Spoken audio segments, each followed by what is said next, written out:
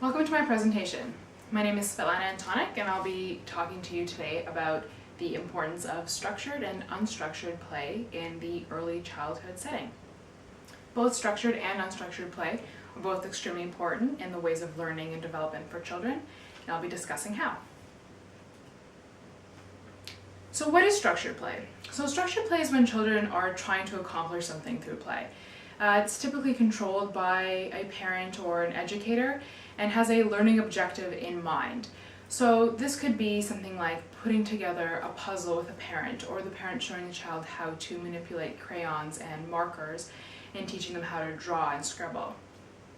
In the classroom, the educator might have the children during circle time, and they're all participating in singing a song together or reading a book together, but there's an objective learning goal in mind.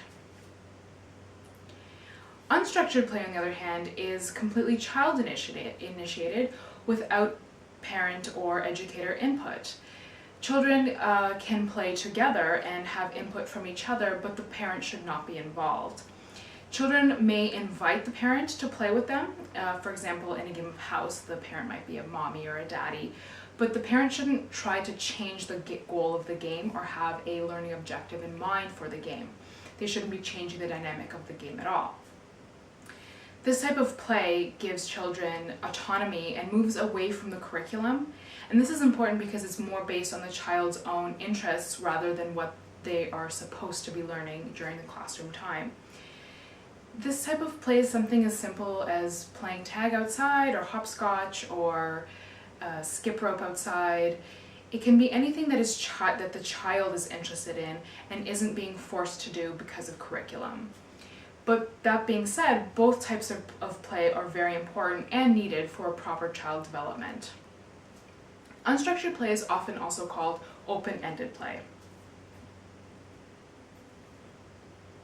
So what are the benefits of structured play? Structured play helps children in their cognitive skills, emotional, social, and language skills, and these are all mainly derived from the parent or the educator. It helps them reach a sense of accomplishment when they're doing an activity with the parent or with the educator. So if they're doing a puzzle or playing pegboard with a parent, the child may not have the finesse in their fine motor skills yet to be able to manipulate the small objects. So if the parent is guiding the child, they get a sense of accomplishment, whether as opposed to when they're doing the game on their own, they might not be able to quite do it yet. This encourages the child to help develop social, emotional skills, and more importantly, self-esteem and self-image skills. The sooner a child begins to learn these skills, the sooner it will help them develop in a more positive way, and it will stay with them throughout their early childhood and the rest of their lives.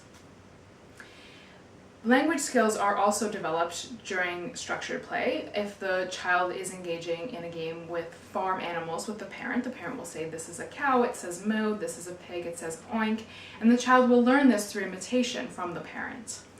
That being said, too much structured play can also be detrimental to development.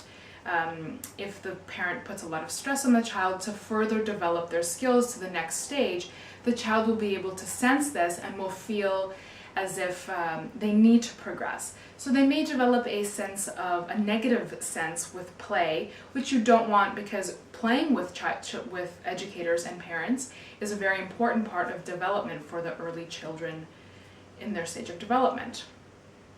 Parents will often see the opposite effect because of this. They're pushing their children too hard to be able to do something independently, and the children are too stressed out to be able to take this and blossom with it. Because of this, many kindergarten and early childhood programs are going back to play-based curriculums. And this is implemented through open-ended toys and activities and play, and it's all centered around what the children are interested in, because this is the best way to help them learn. The benefits to unstructured play is that children have extensive opportunities for further development. Artistic and imaginative abilities are encouraged, and the children don't feel as if they need to justify why they're doing. For example, if they're playing in the sandbox and making designs or sandcastles, they don't feel like they have to be doing it. They're doing it because they enjoy this type of play. When many sensory activities are available, children are able to go from one activity to the next at their own will, without having to feel as if they need to stay at one activity for any specific amount of time. And this is accomplished through a number of developmentally appropriate activities for the children. So sandpits, water tables, blocks, other toys where the toy doesn't have to be one specific thing but can be many different things. Interaction with each other also helps children develop further physical, emotional, social, and cognitive skills. And they get to learn from each other. This is an important way that children learn, is through watching other children who have skills that are above their own and below their own. Make-believe and imagination is another skill that will start to emerge during unstructured playtime. This is an important skill that children learn early on, and it stays with them throughout their lives. So the earlier they begin to use these skills, the greater the benefits are to them. Imaginative skills also help develop domestic skills, and this is an important aspect to learn of everyday life. If they're playing in the imaginary kitchen, or playing doctor, or playing house, this all helps them learn everyday basic life skills.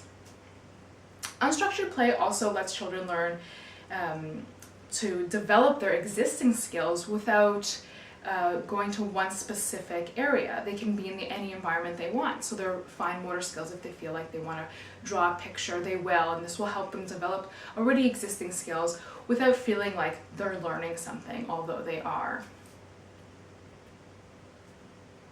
So in conclusion, parents and educators need to make sure that children have the opportunity for both unstructured and structured play, because they both have benefits. And this will ensure that a well-rounded and dynamic play and learning environment will happen for the children and will help them develop at their best possible level. Both structured and unstructured play should be treated as equal opportunities and not one held over the other. Thank you very much for listening to my presentation.